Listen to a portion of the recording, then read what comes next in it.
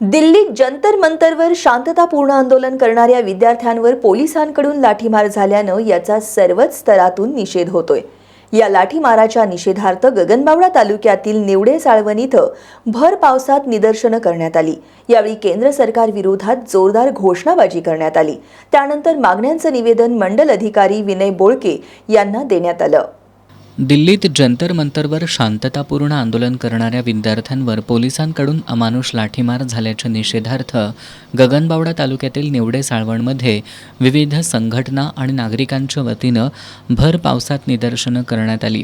यावेळी गोकुळचे माजी संचालक बयाजी शेळके, पंचायत समिती सदस्य अमर कांबळे, सहदेव कांबळे, प्रकाश पाटील, बंकट थोडगे, विलास पाटील आणि अक्षय मांडुकलीकर यांनी लाठीमाराचा निषेध करत संतप्त भावना व्यक्त केल्या। शिक्षण आमच्या हक्काचं, नाही कुणाच्या बापाचं, लाठीचार्ज करणाऱ्या पोलिसांचा धिक्कार असो, अशा घोषणा देत आंदोलकांनी परिसर दणाणून सोडला। शिक्षण मंत्री धर्मेंद्र प्रधान यांनी नैतिक जबाबदारी स्वीकारून राजीनामा द्यावा, लाठी हल्ल्याची निष्पक्ष आणि सखोल चौकशी करावी, तसंच संबंधित अधिकाऱ्यांवर कायदेशीर कारवाई करण्यात यावी, अशा मागण्या यावेळी आंदोलकांनी केल्या।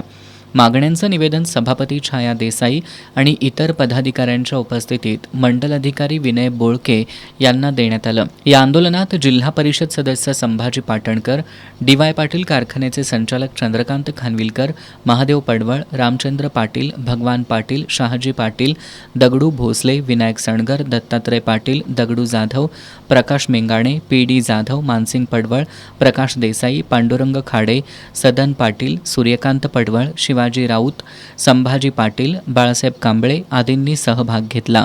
आंदोलनस्थळी कोणताही अनुचित प्रकार घडू नये यासाठी गगनबावडा पोलीस ठाण्याचे सहाय्यक पोलीस निरीक्षक भरत साळुखे, विनायक सुतार यांच्या मार्गदर्शनाखाली चोख पोलीस बंदोबस्त ठेवण्यात आला होता।